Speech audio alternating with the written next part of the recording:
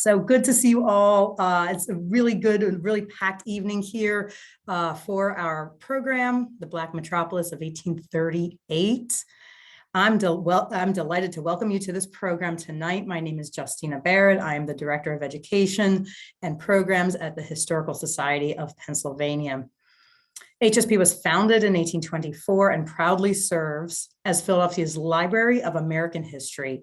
Our collection contains over 21 million manuscripts, graphic items, and books that hold the stories of all Americans, with a particular emphasis on early American history, ethnic and minority groups, science and industry, the arts, and genealogical research. We're proud to be the stewards of many national treasures, including the first and second handwritten drafts of the US Constitution and the Pennsylvania Abolition Society records, which include William Still's Underground Railroad Journal C, as well as the record we're going to be looking at this evening. So a little bit of housekeeping just before we get started. The closed captioning is enabled. So if you want to see the closed captioning, just hit that little CC button at the bottom. We are recording tonight's webinar, and we will be sending it out to you in a follow-up email. So if you need to jump off, know that you'll see the whole thing in your email tomorrow evening. We will also have time for questions at the end, but you can go ahead and use the Q&A box down also at the bottom of your Zoom screen to populate that throughout the evening as questions come to you. We're going to use the chat box to again share some links out to you, and you can talk to one another, but we are in webinar mode, so we cannot see you and you cannot see each other. So this is not a Zoom meeting, this is a webinar. Okay, I think we've got a good number of people. All righty, we're gonna see what we can find out, and then okay, so let me get started and let me introduce our speakers for tonight. So we are delighted to host this tonight's talk, the Black Philadelphia Metropolis of 1838. As it's revealed through a handwritten census taken in 1838. The program that you're seeing is a collaboration with the Black Docent Collective. They have hosted our scanned document on their website, and we will be sending that document out to you in that follow-up email.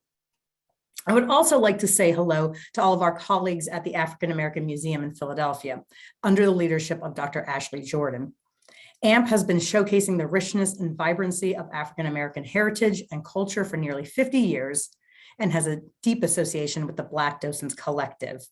So let me introduce our speakers and researchers tonight who are going to be presenting their work. Our first is Morgan Lloyd. She is currently a Mellon Undergraduate Curatorial Fellow at the Philadelphia Museum of Art and American Art. She's also the lead interpreter and coordinator for the Docents Volunteer Program and Internship Program at African American Museum in Philadelphia. She's a frequent guest lecturer and educator and advisor to private K-12 education programs, to universities, to small institutions across the country.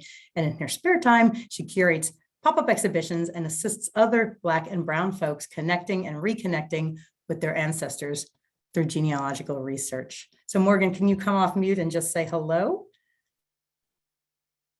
Yes. Hi. Hello, everybody. Justina, it's really exciting to be here today.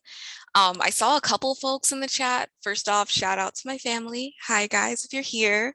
Also, I saw two friends. Hi, Lucy. Hi, James.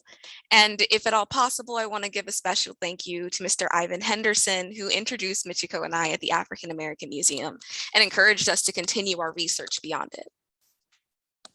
Thank you, Morgan. So good to have you. And now our other presenter, Michiko Quinones, is a co-founder of the Black Docent Collective, which are a community of docents who are passionate and knowledgeable of Black Philadelphia history. She has been a docent in Philadelphia for over 12 years at the African American Museum in Philadelphia and at the Rosenbach Museum. She is creator and co-host of the Philly People Now Deceased podcast, which focuses on untold histories of important Philadelphians that historiography has ignored. So Michiko, do you want to come on? And then I'm going to just hand it over to you. Yep, sure. Can you hear me okay? I think we're good. You sound great. Great. And I'm just going to follow Morgan's footsteps. I have a couple people who I see. Deaconess Clayton, thanks for joining. And Hannah Wallace, good to see you. And I think I also saw one other person. It'll come to me, but thanks everybody for coming. We really appreciate you being here today. Also, shout out to Dr. Ashley Jordan for supporting us in this, and also the esteemed Ivan Henderson. We love very much. I'm going to go ahead and share my screen and we will get started. Can you all see my screen okay? It looks good from our end. Great.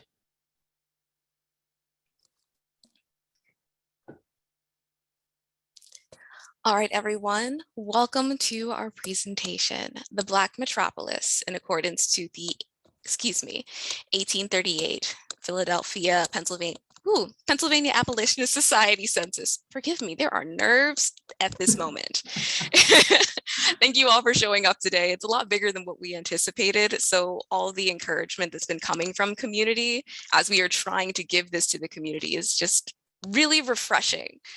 And Michiko and I are deeply spiritual people as well, as you'll find as we go through this census.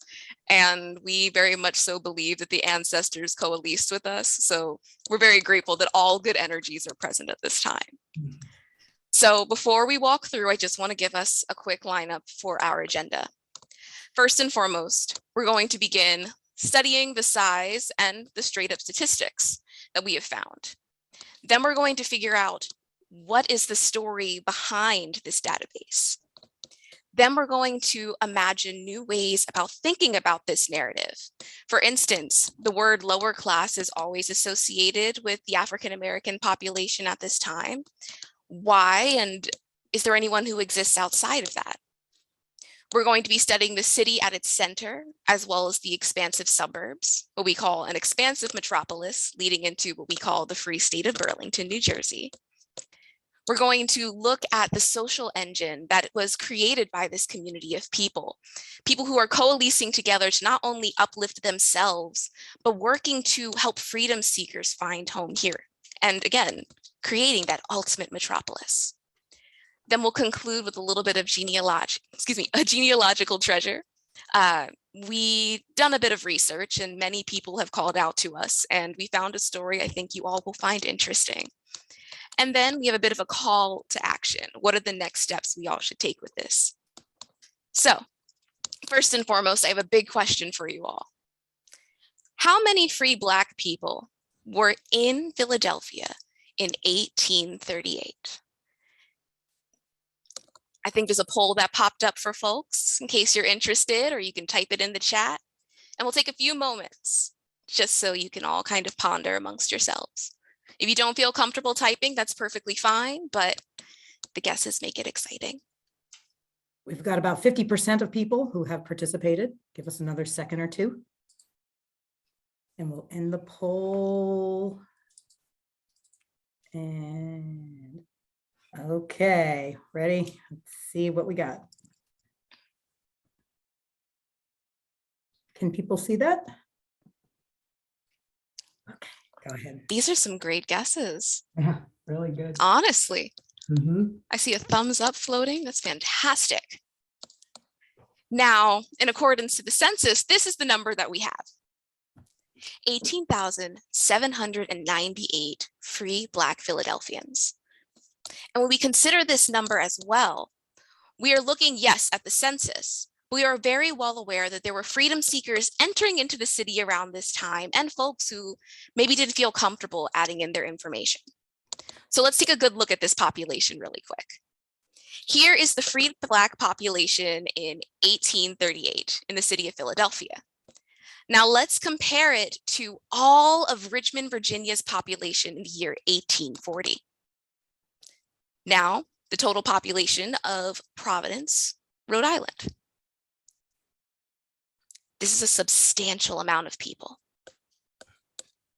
And collectively, we are looking at the 400,000 folks that were identified as freedom seekers, or free Africans, excuse me. Now, when we think of the Northeast specifically, we are looking at large freed Black populations. So let's consider the size of Philadelphia alone to New York State, New Jersey, Pennsylvania, and now Philly. We are looking at a huge number here. And again, when we look at these numbers, when we think of, let's say, textbooks, a lot of times people emphasize the big names, right? We think Harriet Tubman, we think Frederick Douglass. These are our Black icons. And yet I'm looking at a huge population of freed Black people that often get overlooked in history. And yet the beauty lies in the everyday. And when we reflect on textbooks, most times the Black history begins, if you're lucky, in 1790 with the founding of the AME Church, and then reappears in 1850. So we're missing 60 years of information. So the census gives us a glimpse. So I want to paint a little picture for you. Welcome to 1834, New Jersey. Now, this picture is a group of people observing New York from New Jersey, and again, created in 1834. In the foreground, you'll find these absolutely well-dressed Black folk. Now, the San Francisco Museum writes that the French artist Jean-Julien Dutuil, he made a decision to portray African Americans in formal attire among white populations.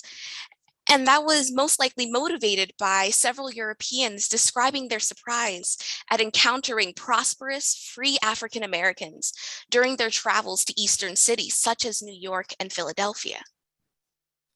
Now, the story we're telling is not to absolve slavery here, but we are looking at a truth. We are looking at a truth that these two populations can coexist, and they add on to this story. And frankly, we're getting a glimpse at what New Jersey truly looked like, and even a class that exists that extends beyond the way we typically comprehend history. The world of 1838 was far more expansive than we thought. There were wealthy Black people. There were people building churches and families and mutual aid societies, varieties of schools for children, Black-owned businesses, and we need to expand our histories for the public's sake. And though I love the way these Black folk are dressed, it gives me Bridgerton vibes. Unlike Bridgerton, we are looking at wealthy Black people in a region that use their position and their wealth and their time often to help people escape from slavery and to find comfortability in their own homes, to continually put political pressure on the abolition of slavery, and to solidify a stable sanctuary for Black joy, education, and innovation. Truthfully, tonight, we are not just here to reunite with our ancestors, but to reunite our local history with its truths. Let's break down some of the data we found. As we mentioned, 18,768 freed Black people. In the census, the population is equated to about $40 million. And there's a statement in that as well, because many of the upper class removed putting their financial data into the census for what Michiko and I can assume to be in fear of their lives. If you are familiar with history, there's a very well-known abolitionist by the name of Robert Purvis, who was of African descent, and he was attacked in his home. And he was in fear to such a degree after that attack that he moved out to Greater Pennsylvania and took several years to move back to the city. And that's one instance. We also know that 66% of the population attended, or children, excuse me, attended school daily, Monday through Friday, and they attended Sabbath school, which was on Sundays. And we know 64% were employed. We know that there were at least 600 Black-owned businesses and tradespeople, 80 beneficial societies, 23 private and public schools, and 16 churches. This is a big truth that we're unearthing, especially for local Philadelphians who now can reclaim it and realize how amazing the city has been since day one, especially as Black Philadelphia. So why do we have this data? It's a unique statistical snapshot of a free Black community that we think is fairly rare. And we'll be going into the data in just a moment. But we want to think about why we have it, because that's important to this story. The answer really starts with a global system of oppression. It's worth repeating that this Black metropolis existed within that global system, which is quite remarkable. And to give you an idea, the cotton region of the South was the world's fourth largest economy at the time. And exports from this region represented 80% of the world's cotton production. This funded a global economic stream of capital whose foundation was the torture, mortgaging, and enslavement of millions of Black people. Race science was spreading the theory that Black people were another species of human, intellectually inferior and built for work.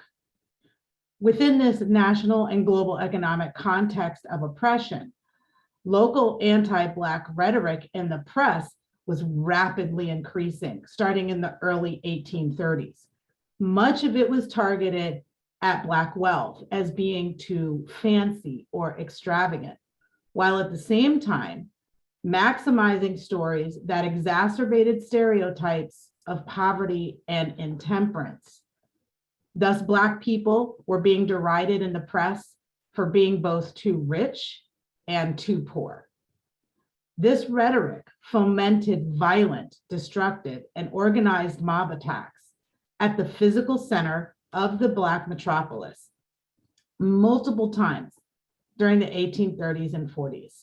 And this involved murder, destruction of property in terms of burning down homes and burning down halls. And so it was quite violent. This atmosphere coalesced into a call to change the Pennsylvania Constitution to insert the word white in the definition of who could vote. This move would effectively remove the right to vote for 40,000 free Black men. In 1838, the Philadelphia Black metropolis was already hosting conventions against slavery, funding anti-slavery publications up and down the East Coast, and working to create spaces of sanctuary and stability for freedom seekers. Perhaps there's no better physical representation of the strength and power of this Black metropolis than Pennsylvania Hall. Built to house the growing need for abolitionist convention space and Black education, this was a very tangible manifestation of Black civilization building, built with both Black and white abolitionist funds, and most likely by Black tradespeople. It was meant to be a social and educational center in which to continue the fight against slavery. However, within this rising tide of racism, it was burned to the ground by a white mob days after it opened.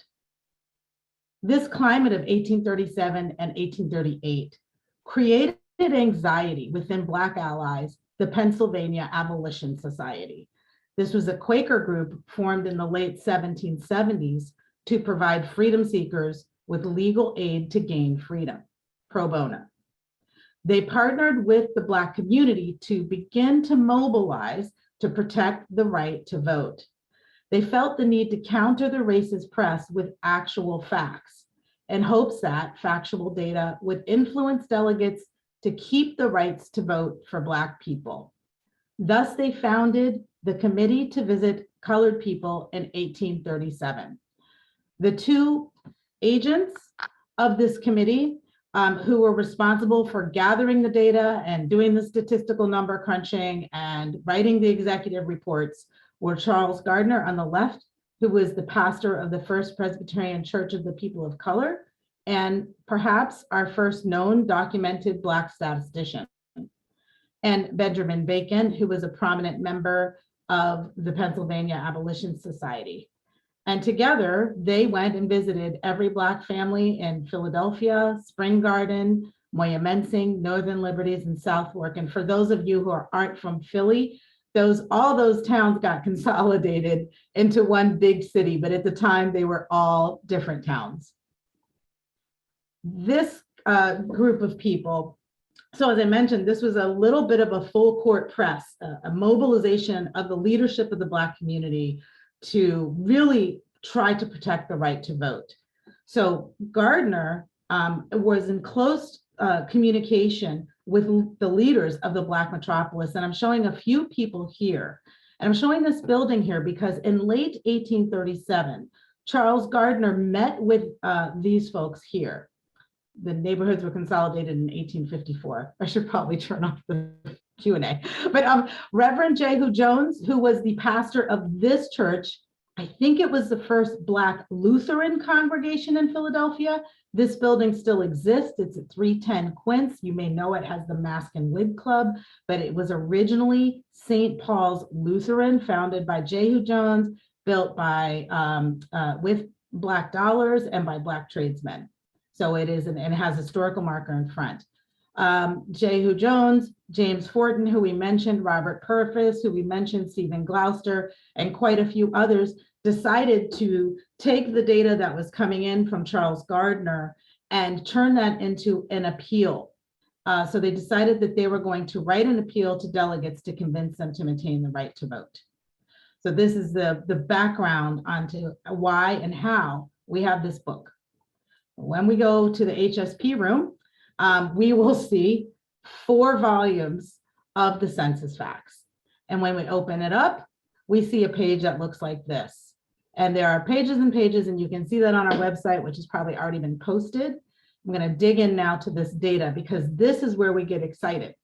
Because again, we think this represents one of the few rare statistical snapshots in situ in an early period of time that really shows us what was happening in the free Black community.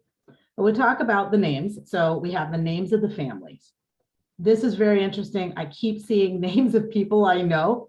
I have a friend from high school, Stacy Catlett. Her family's originally from Philadelphia. I see Catletts in here.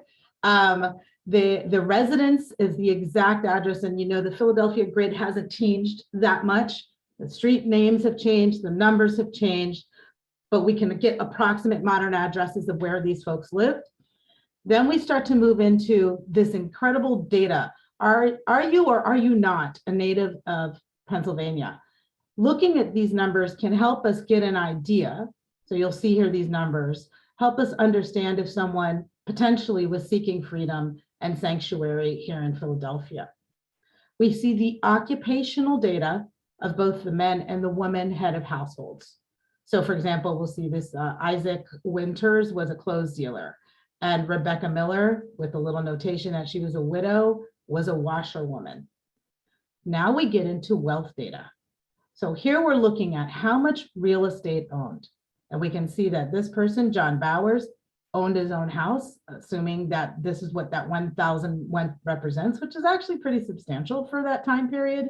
And then we get into personal real estate. So this is beyond, personal wealth, beyond real estate. What are the things you own? And some approximation of that data.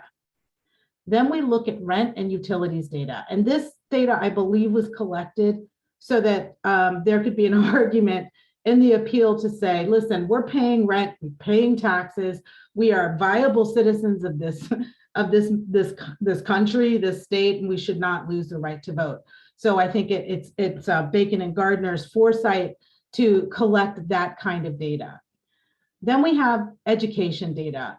And again, thinking ahead, they asked not only how many children were in school, but how many children were eligible to go to school.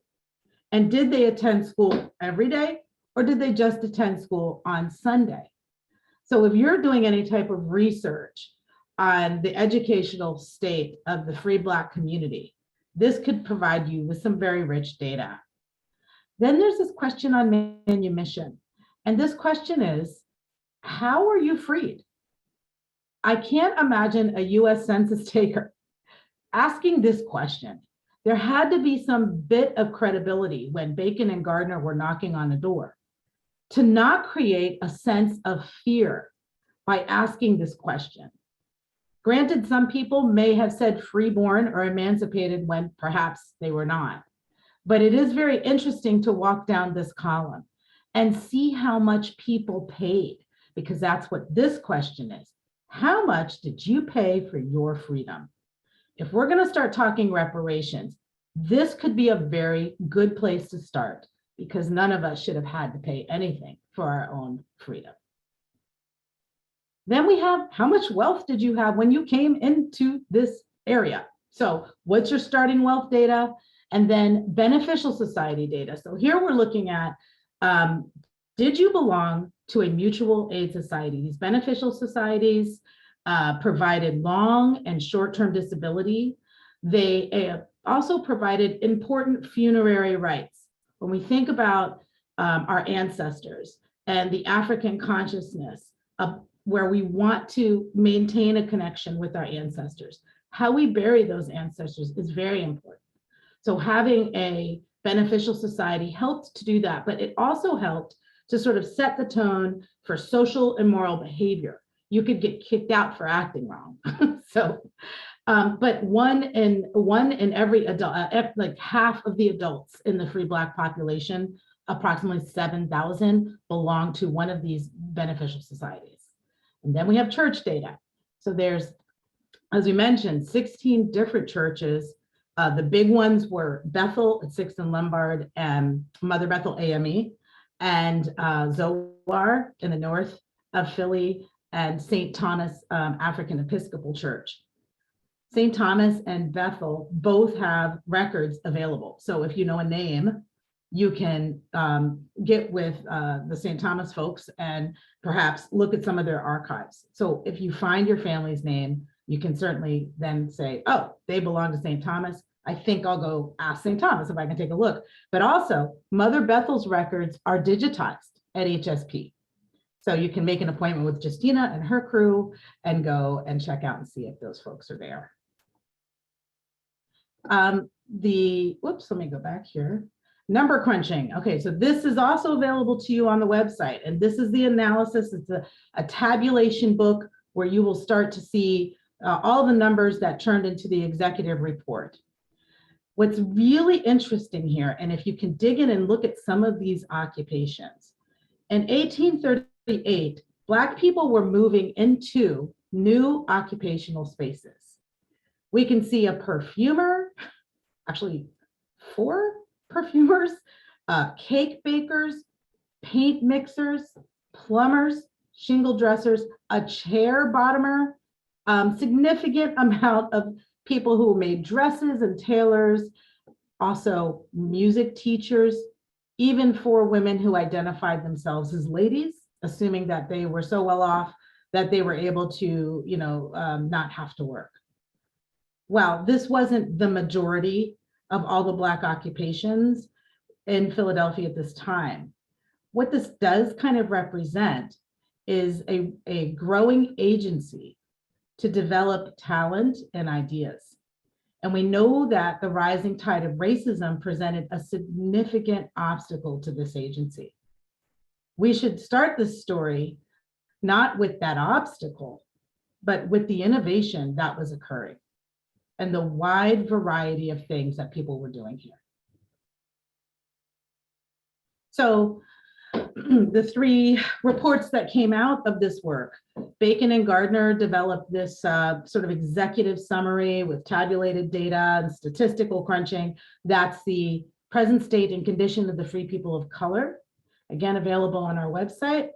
The other one is this incredible book, which is the Trades of the Colored People of Philadelphia. This is how I even got into this. I read a note in Emma Lipsansky's article and said, geez, what is that? And then went and found the book and was like, wow, I should put this on a map. And anyway, here we are today. So this is the Register of Trades. And then in the middle is Robert Purvis was the author of this appeal to not disenfranchise the Black community. Oops, let me go back here. So what we want to start doing is really, now that we know that there's this rich data set, we actually want to start thinking about how we have been presented with this history in textbooks or online, and start maybe challenging some of the words that we hear. So for example, this is the Philadelphia Encyclopedia. And I constantly see this in a lot of the kind of online historical records that, everybody's lumped together into the service industry. It'll say something like Black people were excluded. They were regulated to physical labor and low status, low staying status, least desirable. This constant use of the word low. But we think that this was not entirely accurate for 1837. And so we're going to dig into some of the interesting occupations and talk a little bit about them, and then come back to this idea of service. So everyone, I encourage you to kind of study this pie chart for a second. There's some pretty cool jobs on here. I see nurses, midwives, 2 Indian doctors, a botanic physician, and if you can see in the green, the very rich green, gentlemen nurses. What I am witnessing right now is an occupation that often gets overlooked in the Black community, especially at this time. We're looking at a medical community, a burgeoning Black self-care community. Now, they're setting the foundations, at least to what we believe, for the first Black hospitals, right? Bleeders would often work as urgent care. And some of the first Black hospitals operated here in the city of Philadelphia. So we're looking at some of the immediate predecessors to this new industry. We're also seeing with the Indian doctors a connection to indigenous or perhaps holistic African traditions as well.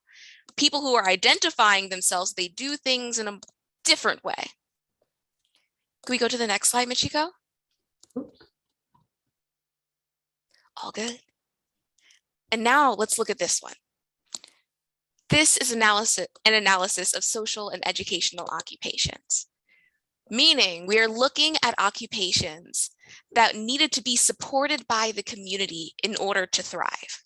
For instance, preachers need a church, and to support a church, you need tithes. For teachers, we need students and tuition. We see our Fantastic Four ladies again, who oftentimes operated to create societies, particularly for colored women. So we need women to sign up for that. And then we have musicians, who I find the most fascinating out of all of these, because their occupation indirectly is rooted in self, right? They need an audience and they need a stage. It's an individual operating and people supporting every single one of them. So historian LaGarrett King has a new framework out for describing Black history, and it suggests that a Black historical consciousness must consider the effects of power and oppression dynamics in the retelling of our narratives. We must remember that any free Black person in the Black metropolis was actively in labor protest against the global system of oppression, simply by existing as a free person. Thus, the achievements of Black people should be considered against the significant weights that happened of racism, bias, and oppression. So with that lens, we kind of think it's remarkable that people had all of these different types of occupations, that we had so many carpenters, we had iron forgers and nail makers, we had people who were in construction, plasterers and masons, large numbers of people in the clothing and retail industry. And you're probably asking yourselves, well, what about the service tranche? Yes, most of the Black community was in this service tranche. But I wanted to talk a little bit about service, because what happens when we talk about service is that you can sort of get caught up in socioeconomic bias. Again, with the use of the words lowest status, lowest desirable, it leads to a connotation that kind of says, oh, everybody was, sort of very poor and very low status. But we see some people in the census that are in service positions that have more wealth than would be indicated by those positions. We also know that someone may have had a sort of a service job but held a very important community position. So again, not low status. And then we also know that some of these services required significant skills. Now, I'm just a docent. I downloaded some of this data and looked at some of the occupations and said to myself, well, you know what? Not everything's manual. Sure, some people show up and are going to dig a ditch. But some other folks actually had to know a lot about these positions.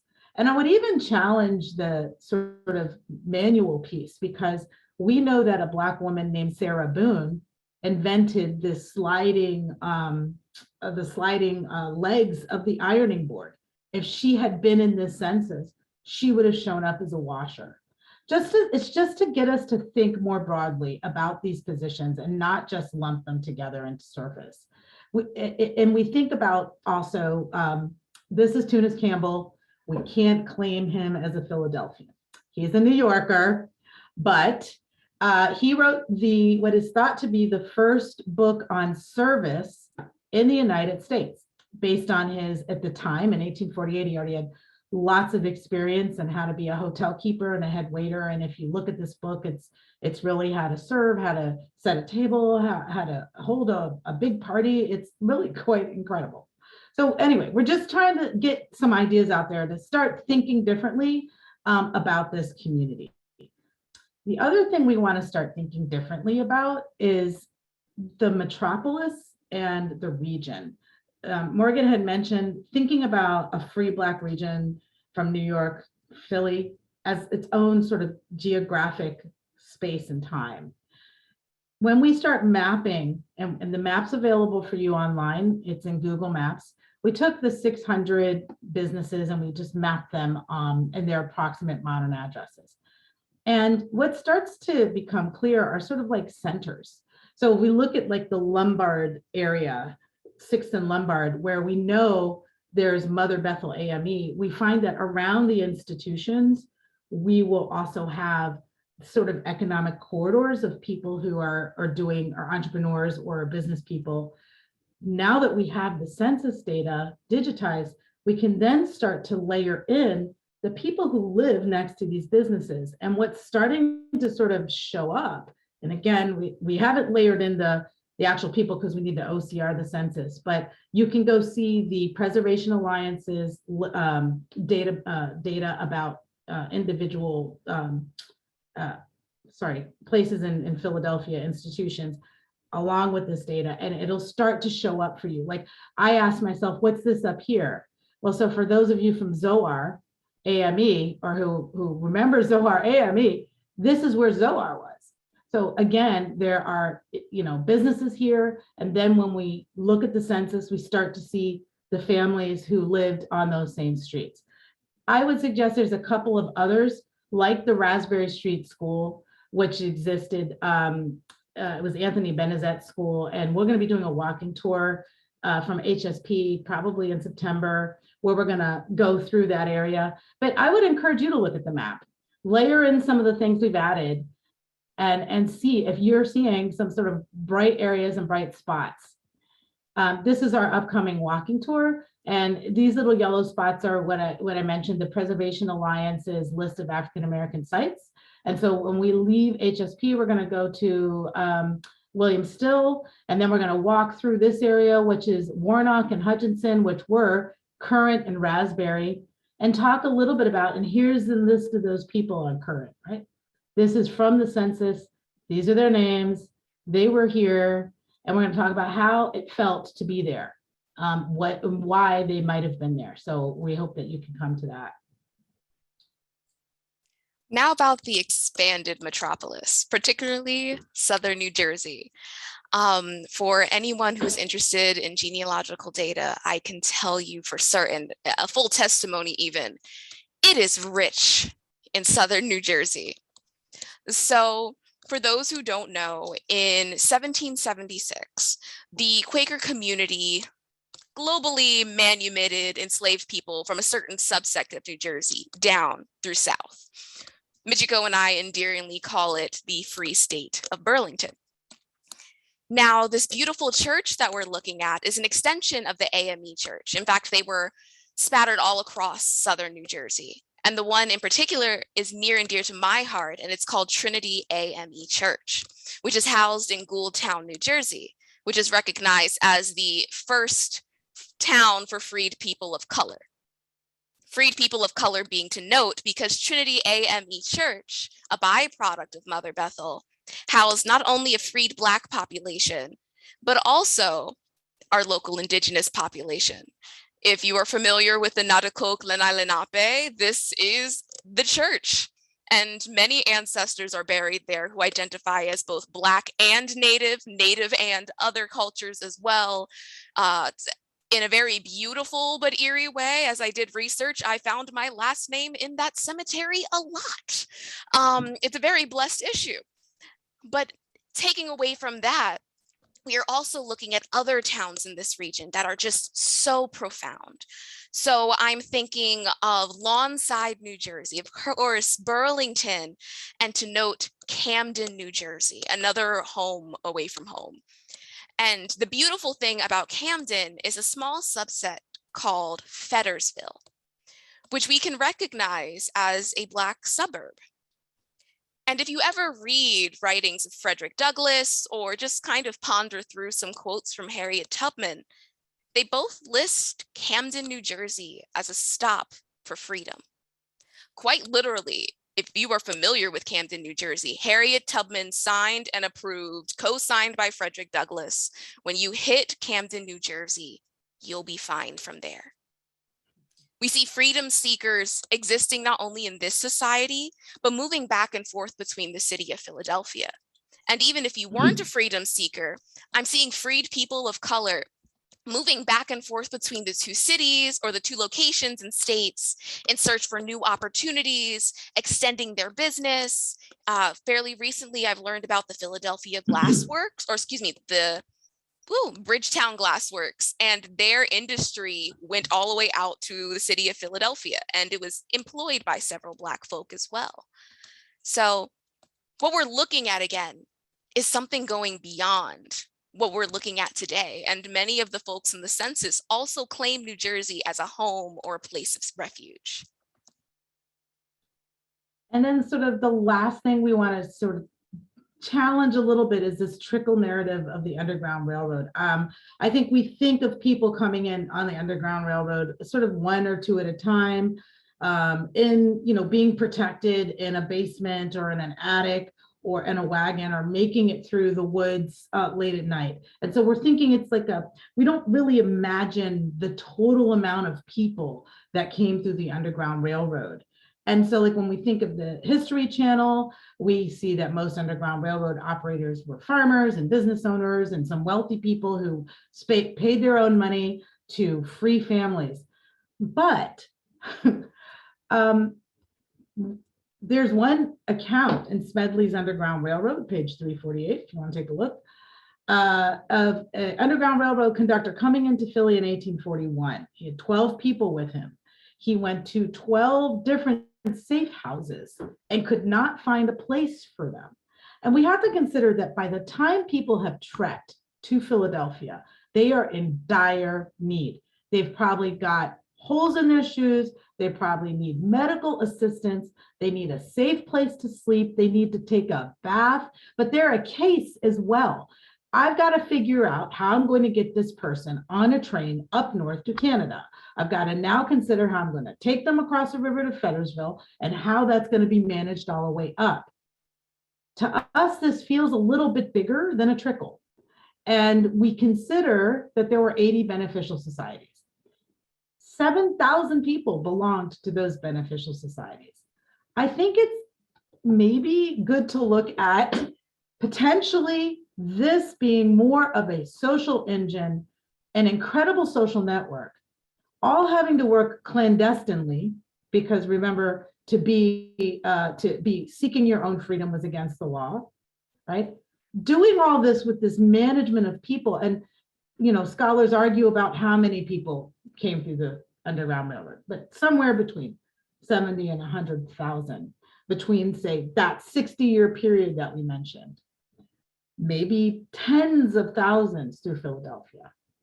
We want to just think about Philadelphia as that place of sanctuary, because to us, this feels more like a disaster relief, and I think we want to add that onto that narrative of people coming in, but then what happened when they got here? I think there's lots of room to look at the census and to look at these beneficial societies and to start thinking about what happened when they got here. Now, with that all being said, let's take a good look into the census. For those who are interested in genealogical research, I have a treasure trove of individuals that will blow your mind. You may find yourself connected to them, or perhaps a friend or someone else, but I can guarantee people who existed in the everyday led to some very big things. So one of the things that Michiko and I like to do for fun is we open up the census. And as mentioned before, we feel like the spirits of all these thousands of people are kind of sitting in a room with us. And as we flip through back and forth, someone is going to have a strange last name or a strange occupation, and they're just going to yell at us for the day. And we have to figure out where it leads. So everyone, welcome to the case of Samuel Scotron. An unusual last name for folks of any ethnicity, frankly. Now, one of the cool things we find, of course, inside of the census is the location of where he lived. If you're from Philadelphia, he lived approximately at 6th and Catherine. According to the census, by time of 1838, he was married, no children yet.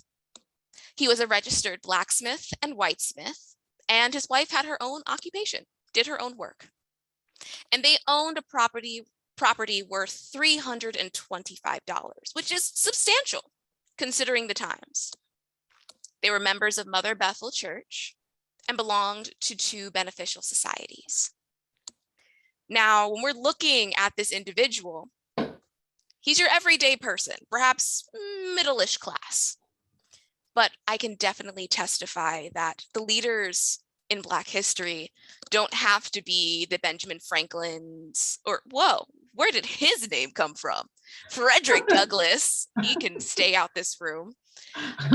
James Fortons, Richard Allens, Harriet Tubmans.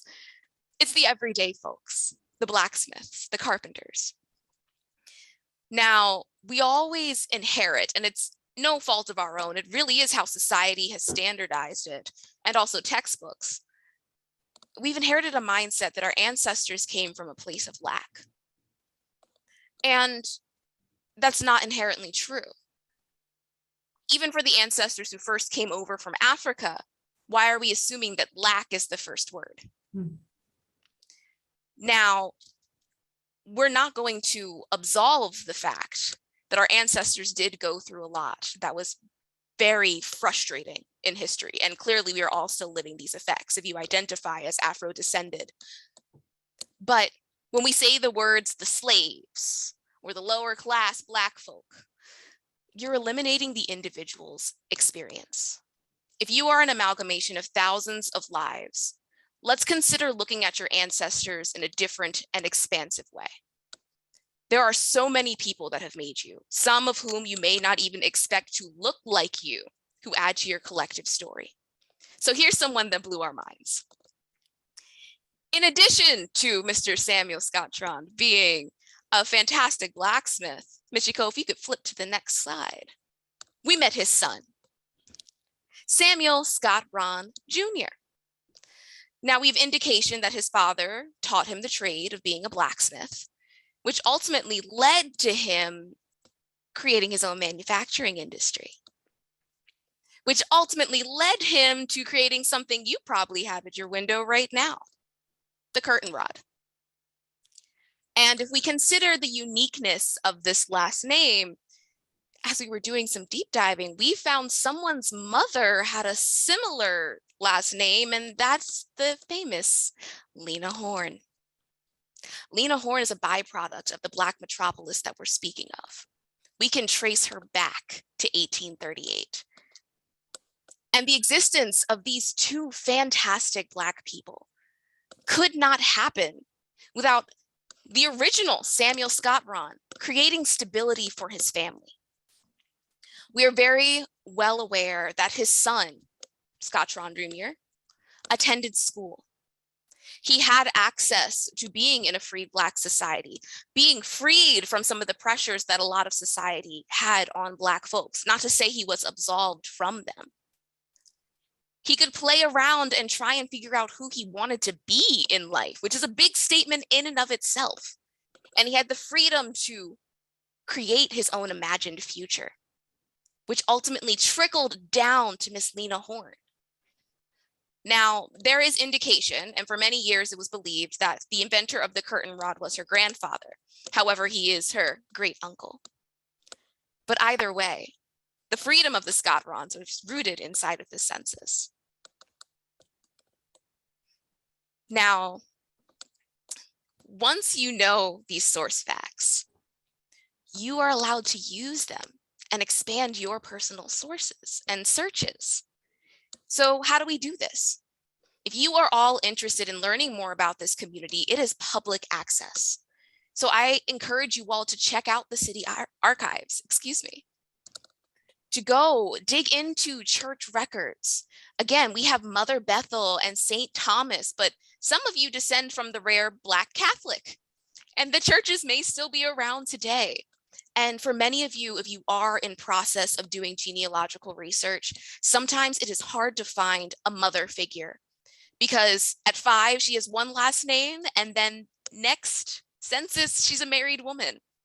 You may find that mother that brings you out to the rest of your ancestors inside of the church data. That's actually pretty common.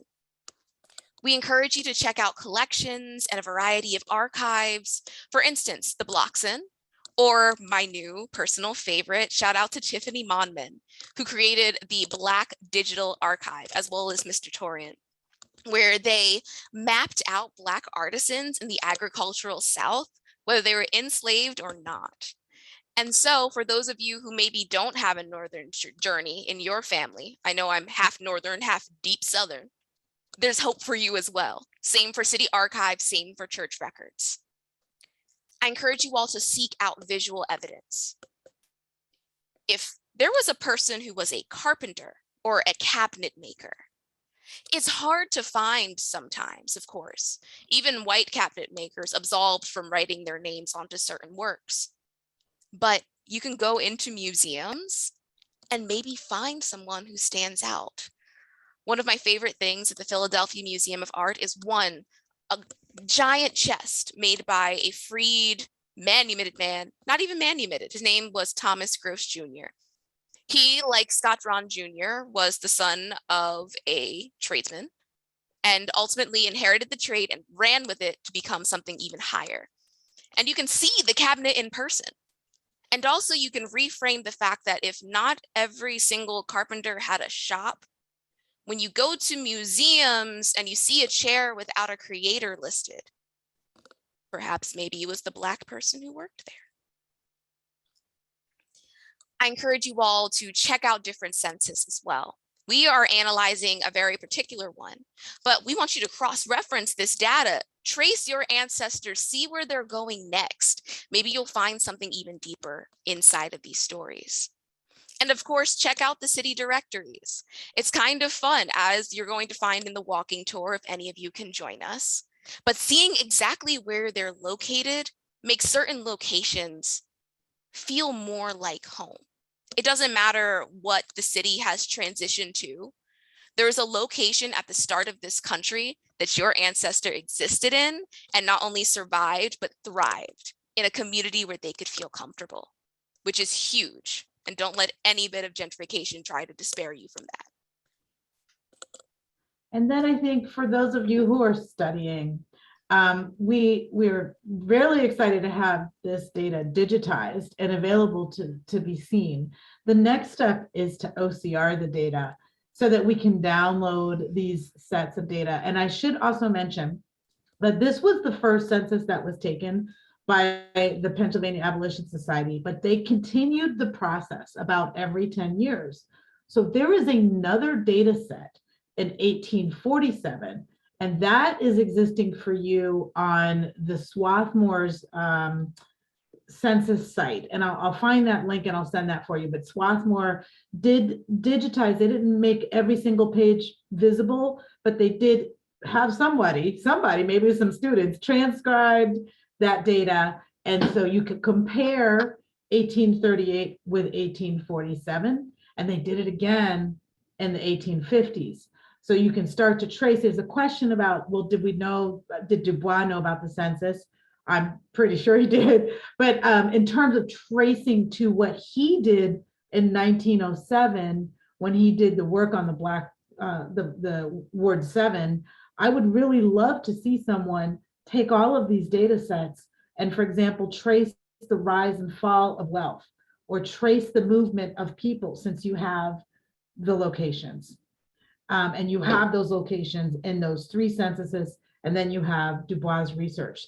Together, you're now looking at almost 100 years of statistical data that you could use. So I'm talking to all these different areas: sociology, economic, education. Of course, it's freedom and manumission data, which again, I don't know if sort of exists anywhere else, where we can get a snapshot of how are you free? How much did you pay for this large of a community? So we're going to wrap up with some thoughts from Morgan. And this is the final slide outside of the Q&A. So congratulations, everyone, we've made it. But before we let you go, unless you want to stay for a Q&A, which please do, I have a call to action for you all. I want you all to begin to reimagine the community that we're speaking of here, and the Black community at large, the way that we interpret them in history, the way that we speak on our ancestors. We want you to feel like you have the right to reclaim this history, because frankly, everyone here now has access to it.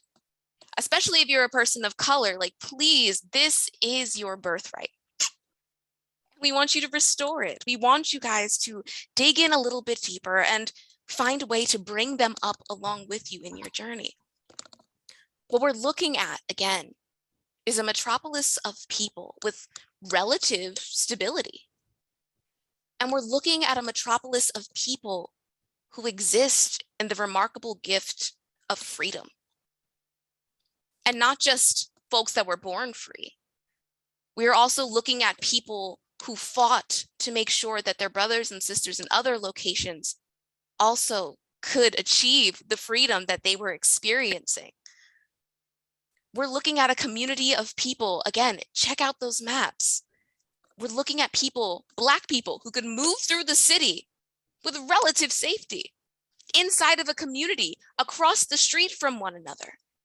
I'm looking at free Black people who have the choice to fall in love with the person they choose and not be separated in 1838, which is a big statement, especially for those who start with the topic of slavery. We see people who are tucking their children in at night, walking their kids to school, shout out Raspberry School.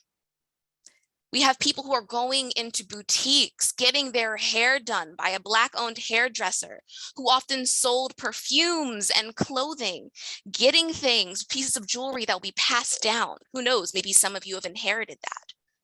Now, again, the place we're looking at isn't perfect, and it wasn't completely safe. But at the end, we're able to look at this and see all kinds of directions in which our ancestors moved. And we can see a world full of possibilities here. And frankly, they wrote them down with intention. They made sure that this very niche part of their stories are mentioned, because frankly, the regular census did not ask you how you were manumitted. They're demanding that we all go in and see them for the individuals that we are all the byproducts of.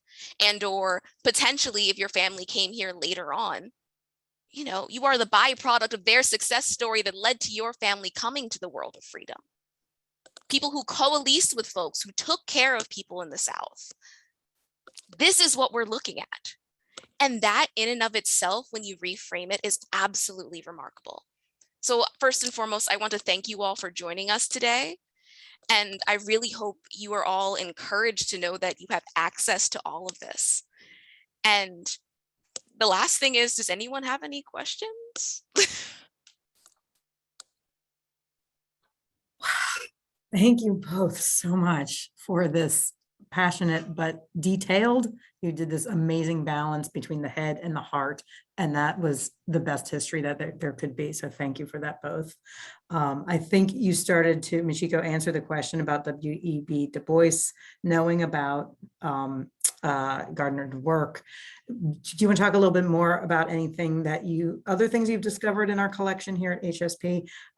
Or any other connections that you've made between the late 19th century and the 1838? Well, your collection's incredible. It's so fun just to, I actually take time just to get whatever I can. And if I have the time, I have found handwriting samples from Charles Bustle when he was a child at the Raspberry Street School.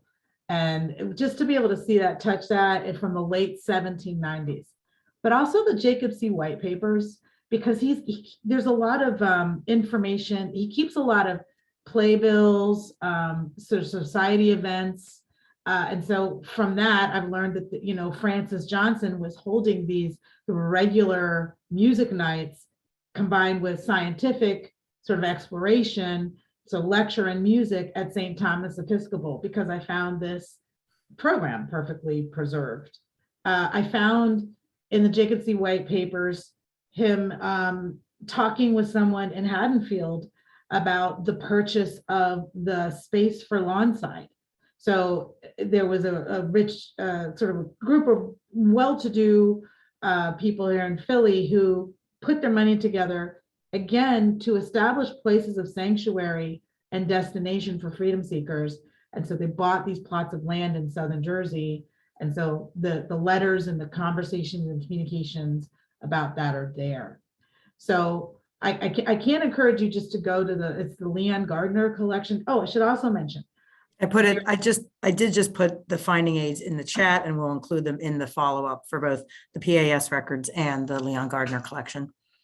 Excellent. I think also there's the Daughters of Africa Minute book. So I know that there's the Beneficial Society records, and in that Daughters of Africa book, we can see how much they were actually paying to each one of their members. It's important to think about these beneficial societies. They gave out as much money as they took in. They were pretty much like really sort of small insurance companies protecting their people, and you can see who got money in this like order book, and the names are in that book as well. So it's really quite rich. I love that you made that. I was going to say, I just love that you made that invitation, because again, your work is the product of you and Morgan coming to the reading room and doing, like, HSP has the object, we need you to do the work. And then you got it up on your website so that it could be shared and interpreted. And that's the next step for all of the docents to go to their website, to everybody who gives tours in the city, to see that and start doing more of your own research. So it's a multi-step process that takes a lot of time, and we don't just have the answer. It is, sweat equity that you both have put into that. Yeah, and you made such a good point about the fact that there are so many docents on this call.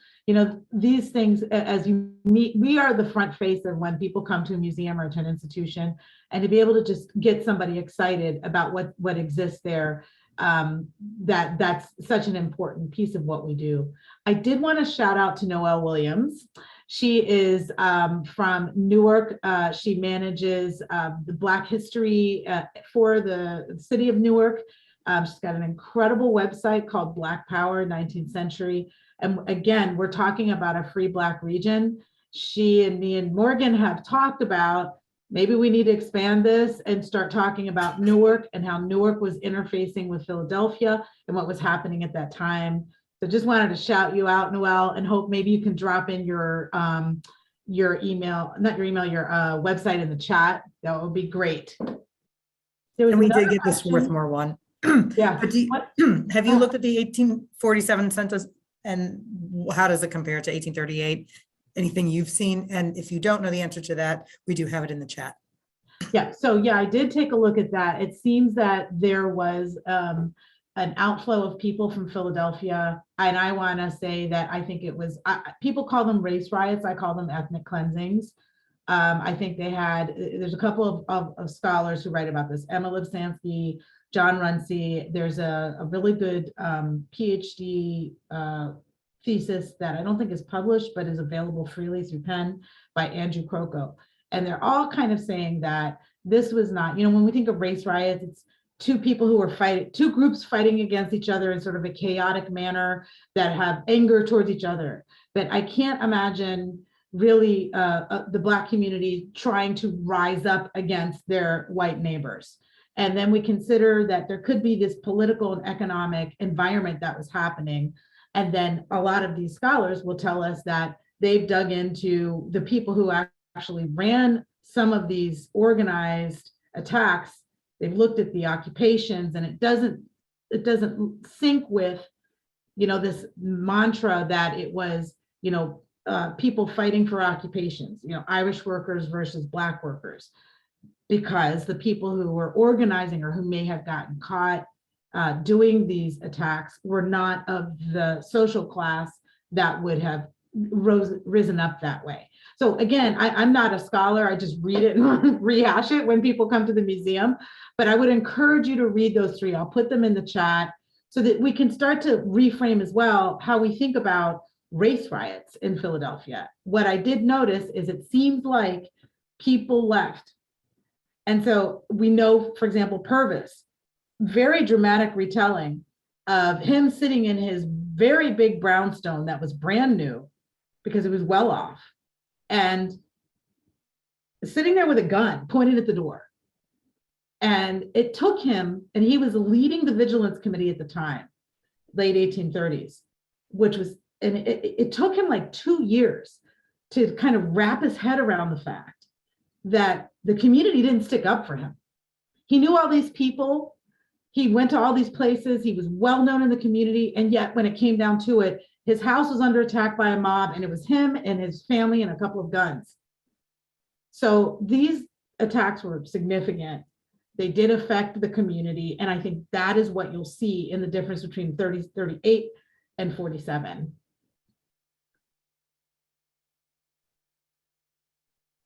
Thanks, Yeah, Harrisburg. There's a few other questions. Was there one you wanted to address, Michiko? I cut you off earlier. Oh yeah, I don't know. I feel like there's a lot of historians on this call, so I think like somebody may be able to answer that question. Which one? The census covering the Black community in Blockley Township in West Philadelphia. So there may be, what is searchable though is the Register of Trades. So I would go in and look at the Register of Trades and see if you recognize any.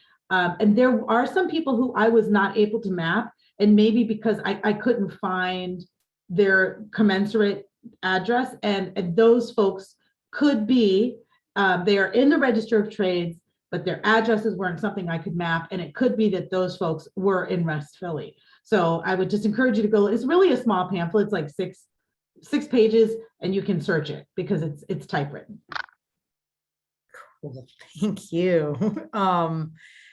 Somebody's asking about Black Doctors Row. So you mentioned Preservation Alliance earlier. I know this is something many of us are talking about and following, and there's a number of other efforts going on in the city. Does the census, does that area show up at all in the census or in your mapping? It does. Christian, Carpenter, what was called Marriott's Lane, that whole part of the city, the people are showing up there. So businesses are showing up there. And also, if you look in the census, and again, we haven't OCR'd it yet, but you will find people on Christian Street. Whether they were the same people in the, when we hit 1900 around the time of the Black Doctors Row, I don't know for sure. But I do know that there are people there, yes. Yes, I think we're discovering, Black neighborhoods' roots go to the beginnings. Yeah. Right. Yeah. Lots of our neighborhoods are older than we think they are. And there's Robert gave us a great question. Did Blacks at the time attend popular theater, such as the Walnut, employed in any? This feels like a softball to talk about Francis Johnson and the musicians that showed up in the list as well. I don't know for sure, but I know that there's probably some historians who can answer this one. I will tell you that I did see Francis Johnson and the St. Thomas in 1841 and 1838, those programs that were in the Jacob C. White collection. And I know that he also played at some commencements at Penn. So but aside from that, I don't know. So I think that's a great research question. He played it in 1824 gala for Lafayette, for the return of General Lafayette's triumphant return 50 years after the Revolution. So we have that receipt in one of our books.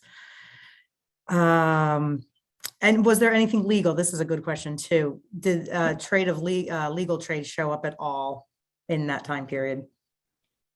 I personally haven't seen any Black lawyers, but I will tell you that the manumission data in the Pennsylvania Abolition Society booklet is or collection at HSP has sort of like books and books and books of correspondence around legalities.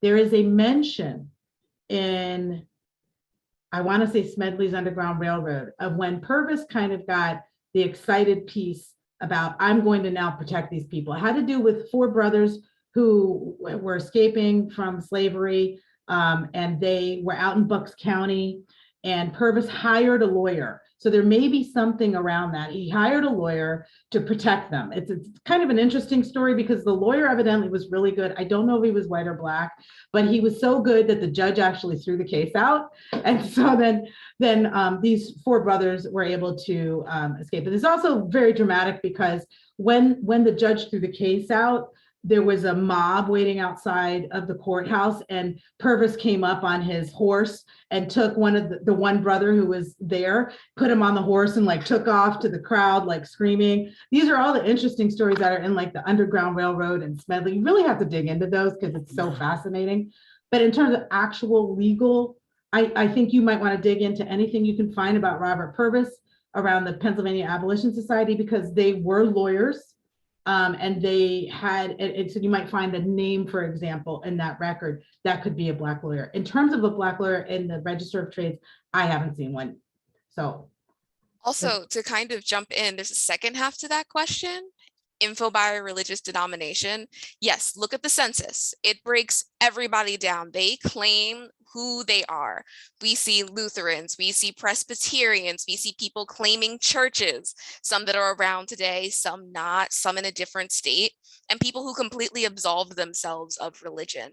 So if that aids you in any way, I highly encourage you check it out.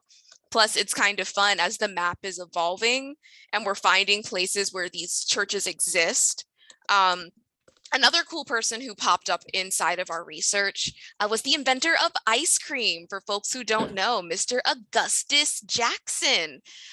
He signed into the census the year after returning from working at the White House. He was born and raised in Philadelphia, had a fantastic opportunity, took it, came home, and raised his family. And he is one of our rare Black Catholics.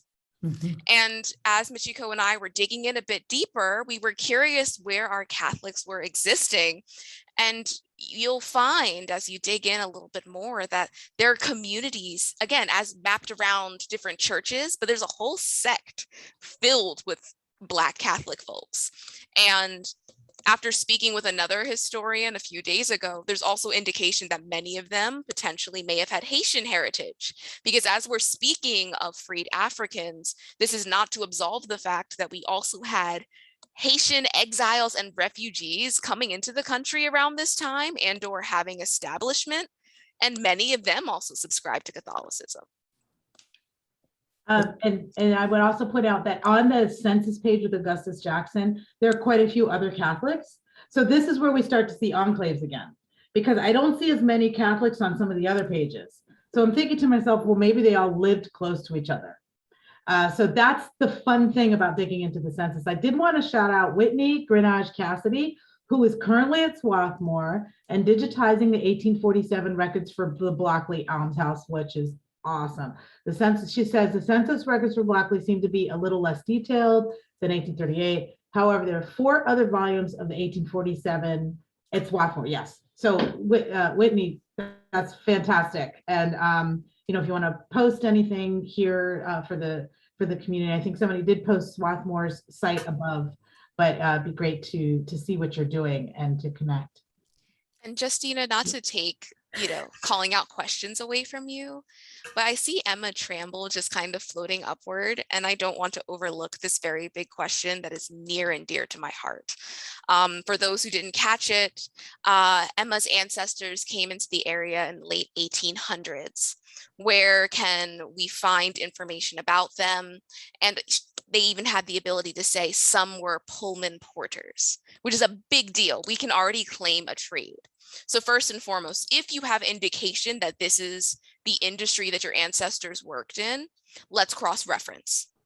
Now, I'm not certain how deep you are into ancestry per se, but I can guarantee you, if you haven't, just to dive into that resource and use that occupation and potentially the location of where they worked, because sometimes that pops up when you do ancestry as well, or just finding like the community near them, and it can lead you down this absolutely beautiful path. And also, we're just going to highlight, you came in the late 1800s, which is a very interesting thing to note. First and foremost, your ancestors were freed people at some point. But I'm curious to see, and I encourage you to kind of do a bit of research. I know you're probably digging back as far as you can. How did they get here? Maybe you can find it here in the census. Maybe we're finding a manumission. Maybe we're finding someone who freed themselves. Or are they coming from another state? And I understand the frustrating part when maybe you have a year and it doesn't go further back. And that might be the start of the story. Someone is free now and they can register themselves and they're taking agency. So again, ancestry, double check this data. I don't know how far back you've gone, but those leaves lead to a long way. And also cross-referencing locations inside of the search bar in there as well. Thank you, Morgan. I was not going to leave that one because helping people do their genealogy is part of our DNA here at HSP. So we do encourage people to make appointments, come in. We will get you hooked up with databases that are only available on site, as well as some that are available online through a membership. And I will call out our friends at the African American Genealogy Group. We can include their website in the follow-up email to talk through a lot of genealogy brick walls that apply specifically to people of African descent and how other genealogists have gotten through those brick walls. So we love those stories, and we love all of you coming to us to start your searches.